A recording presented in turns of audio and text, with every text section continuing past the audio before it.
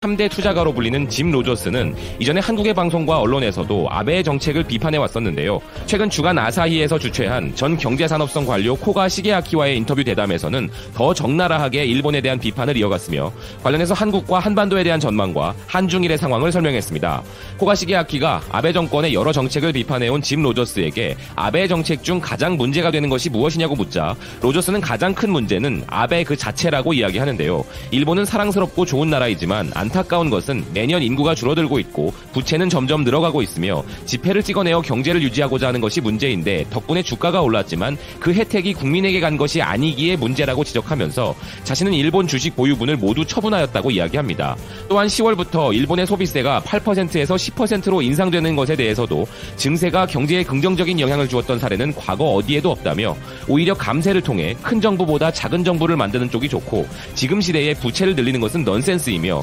감세로 국민이 그 돈을 사용하도록 하는 것이 좋다면서 증세 정책에 대해 비판했습니다. 그리고 시게아키가 이전에 로저스가 도쿄올림픽은 일본의 쇠퇴를 촉진하는 것이라고 언급했던 부분에 대한 이유를 묻자 로저스는 올림픽을 하면 아베 총리는 해외에서 여러 내빈이 오고 일본 전역에 사진이 찍힌 보도가 뿌려져 이득을 보겠지만 그 어떤 올림픽도 국가와 국민을 구한 사례는 없으며 1964년 도쿄올림픽이 훌륭히 치러졌지만 일본이 이를 통해 구원받았던 것은 아니며 미국도 1996년 애틀란타 올림픽을 주최했으나 그 이후로도 미국 제조업 경기는 계속 하향세를 보여왔다고 지적합니다. 그리고 로저스는 현재 일본의 고립된 상황과 관련하여 앞으로 일본에 있을 일들을 예언하고 있는데요. 일본이 고령자가 증가하고 젊은 인구가 줄어드는 것에 대해 뭔가 하지 않으면 일본은 멸망할 가능성이 높으며 출산율을 올릴 수 없다면 이민자들을 받아들여야 한다는 조언을 이어갑니다. 코가 시게아키가 향후 한반도 정세가 아시아의 열쇠를 쥐고 있다고 생각한다면서 북한의 김정은을 어떻게 평가하냐는 질문에 로저스는 김정은은 전형적인 북한 사람이 아니라며 그는 스위스에서 자랐지만 스위스로 돌아갈 수는 없는 사람이기에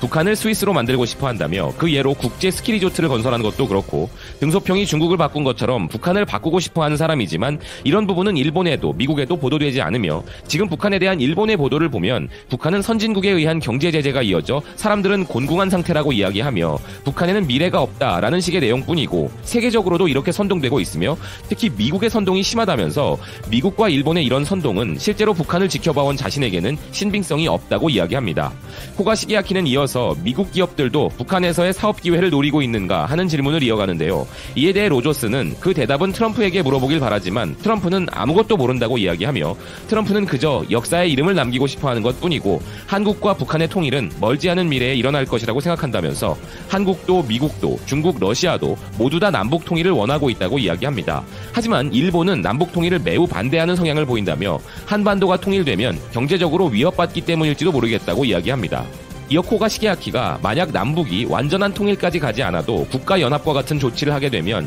일제히 전 세계 비즈니스가 북한에서 이익을 얻으려고 움직일 것인데 지금 한국과 북한을 상대로 대립하고 있는 일본은 뒤처질 위험성이 있지 않은지에 대해 묻는데요. 로저스는 그 답변으로 남북 통일이 되면 외국에서 투자를 불러들일 뿐만 아니라 국내 투자도 활발해지게 되고 일본과 중국이 현재 상태로 머물러 있게 된다면 5년 후 가장 부유한 국가는 바로 한반도의 통일 국가가 될 가능성이 높다고 이야기합니다. 일본은 경제 부활을 위해 내수에 의지하고 인바운드에 의존할 수밖에 없지만 한국은 국내 소비의 상승도 기대할 수 있게 되기 때문에 이 점은 양국의 큰 차이며 지금 경제가 악화되고 있는 유럽이나 미국보다 한반도에 큰 가능성이 있다고 생각하는데 그것은 북한이라는 개척지가 있기 때문이며 한국도 일본과 같은 인구 감소 등의 문제를 안고 있지만 남북 통일이 실현되면 한국의 인구 감소는 경감될 것이고 북한 여성의 유입을 그 개선 가능성으로 본다고 이야기합니다. 로저스는 오히려 통일의 걸림돌은 미국이 될 수 있다고 하는데요. 한국에 주둔 중인 3만 명의 미군을 어떻게 해야 할 것인가라며 미국의 선동대로 말한다면 북한 비핵화가 미국의 목표이지만 북한은 그 대신 한국의 주한미군 철수를 요구하게 되고